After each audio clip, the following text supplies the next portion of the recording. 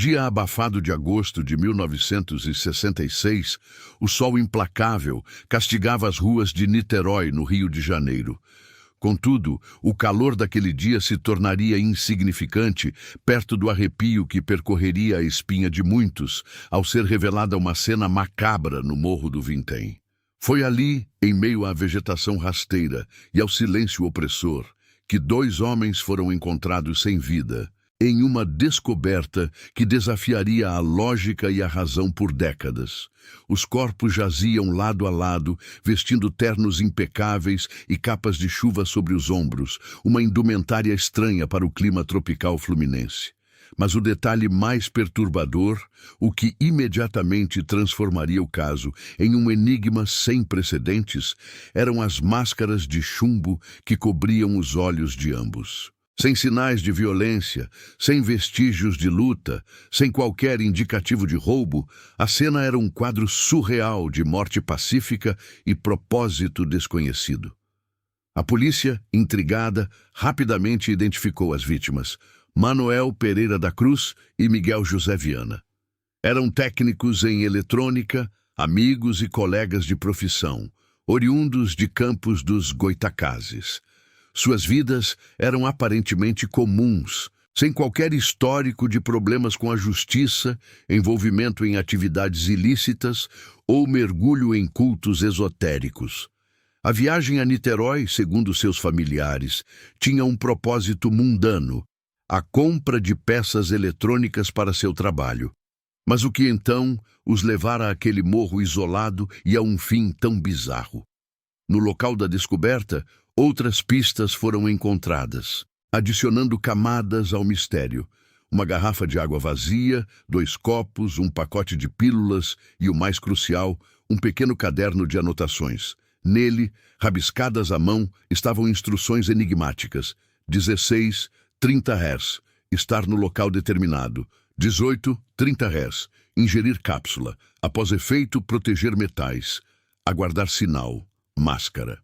A ausência de um sinal e a natureza críptica das frases deixavam os investigadores em um beco sem saída. A teoria inicial da polícia oscilava entre um suicídio coletivo minuciosamente planejado ou um ritual estranho de alguma seita desconhecida. A investigação, contudo, esbarrava em impasses. A falta de evidências forenses claras sobre a causa da morte era um obstáculo gigantesco. Naquela época, a tecnologia forense era limitada, e a ausência de veneno detectável nos corpos apenas aprofundava a perplexidade. Como poderiam ter morrido sem qualquer lesão visível e sem substâncias tóxicas identificáveis em seus sistemas?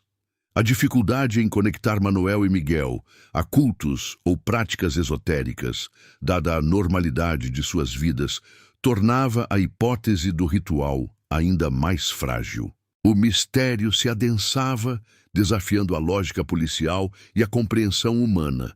As máscaras de chumbo, pesadas e gélidas, pareciam zombar da busca por respostas, protegendo não apenas os olhos das vítimas, mas também a verdade por trás de suas mortes.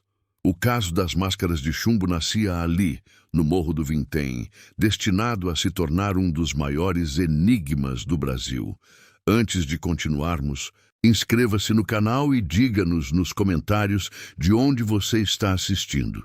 O mistério, que já era denso, ganhou novas e perturbadoras camadas com o surgimento de uma testemunha inesperada. Elcir, um guarda noturno que patrulhava as redondezas do Morro do Vintém, apresentou-se à polícia com uma revelação que mudaria o curso da investigação.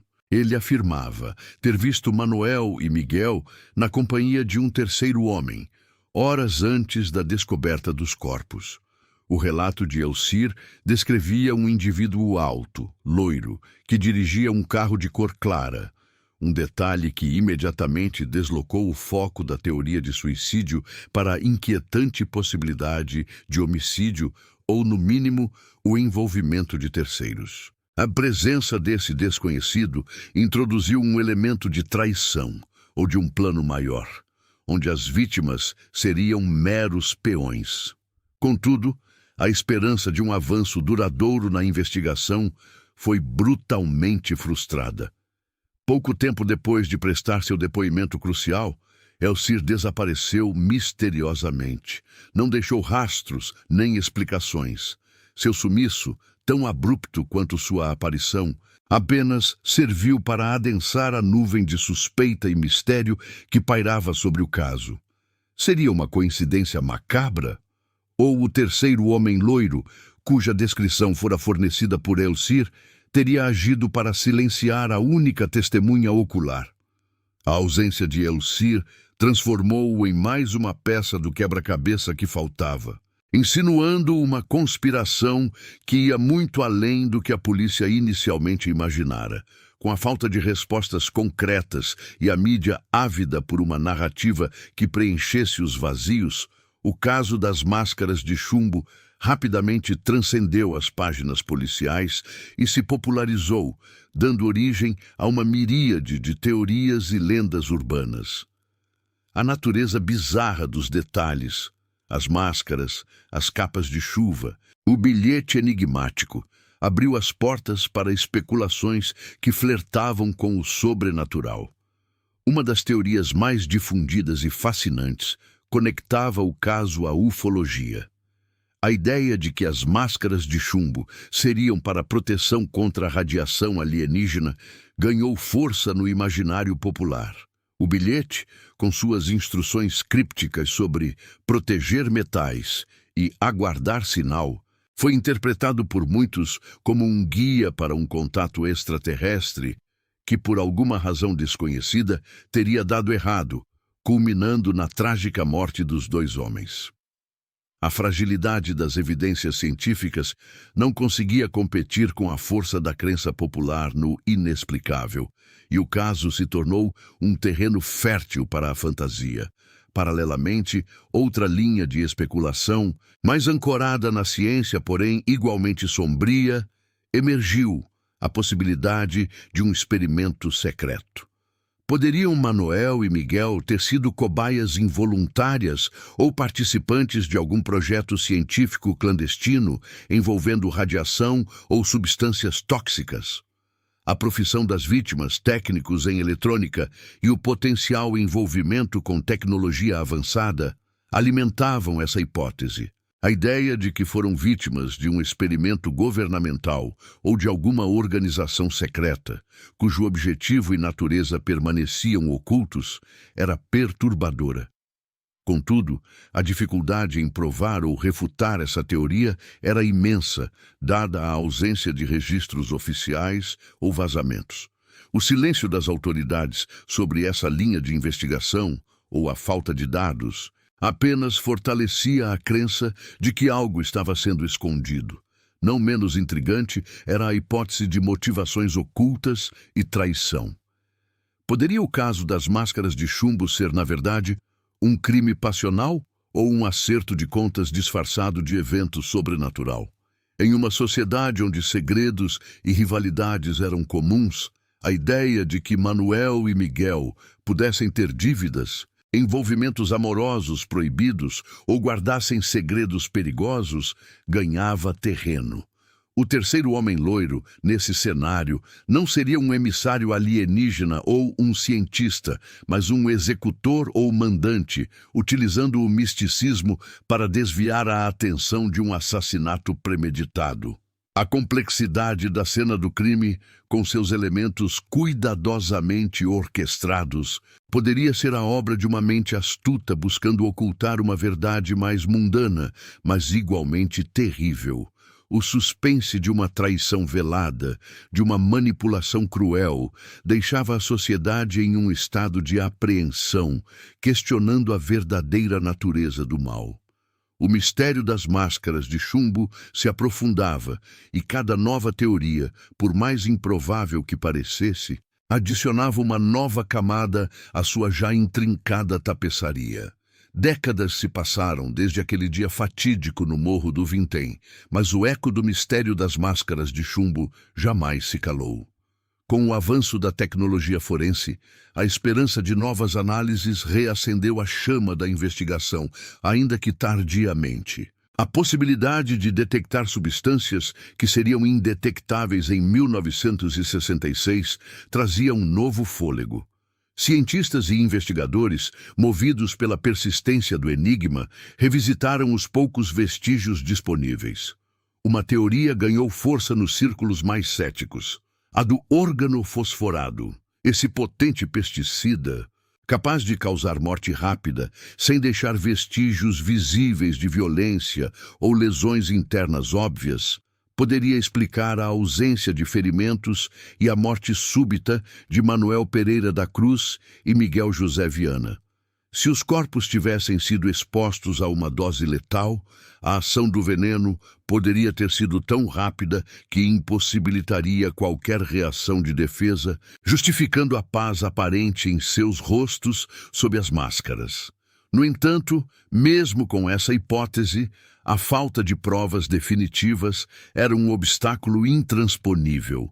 Os corpos haviam sido exumados e analisados várias vezes ao longo dos tempos, mas a deterioração natural e as limitações das técnicas da época original impediam a confirmação.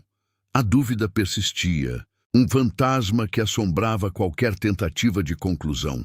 Apesar de todos os esforços e das novas tecnologias, a polícia, frustrada e exausta, encerrou o caso sem uma solução oficial. O arquivo foi selado, mas as pontas soltas continuaram a flutuar no imaginário público. Para as famílias de Manuel e Miguel, a ausência de respostas era uma tortura contínua, um luto sem fim, pois a verdadeira causa da morte de seus entes queridos permanecia um segredo inviolável. Para a opinião pública, o caso das máscaras de chumbo se tornou um símbolo, um marco na história criminal brasileira de mistério não resolvido, onde a lógica falhou e o inexplicável prevaleceu. A frustração era palpável, a sensação de que a justiça nunca fora plenamente servida. Contudo, o encerramento oficial não significou o esquecimento. Pelo contrário, o caso das máscaras de chumbo encontrou sua perpetuação e seu legado no impacto cultural. Livros foram escritos, documentários foram produzidos e discussões online fervilhavam com novas teorias e especulações.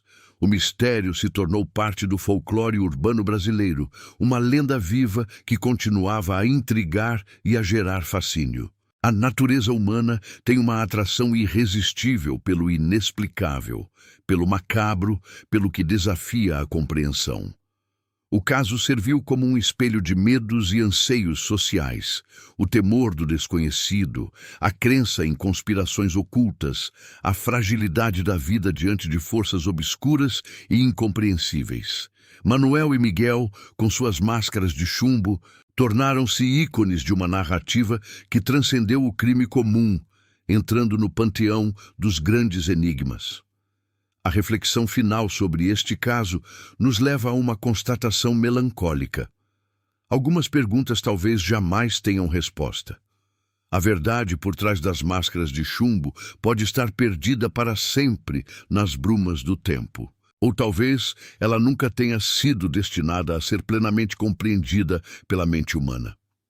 O legado das máscaras de chumbo é um lembrete pungente de que a realidade, por vezes, pode ser mais estranha e complexa do que qualquer ficção concebida. A história de Manuel Pereira da Cruz e Miguel José Viana, os dois técnicos em eletrônica que foram encontrados mortos com máscaras de chumbo no Morro do Vintém, em Niterói, continua a desafiar a lógica e a convidar cada um de nós a formar sua própria teoria, mantendo o mistério vivo, uma chama bruxuleante na escuridão do desconhecido. E assim, o caso permanece um enigma eterno, um sussurro do passado que ecoa até os dias de hoje, incitando a imaginação e a busca incessante por uma verdade que talvez nunca será revelada.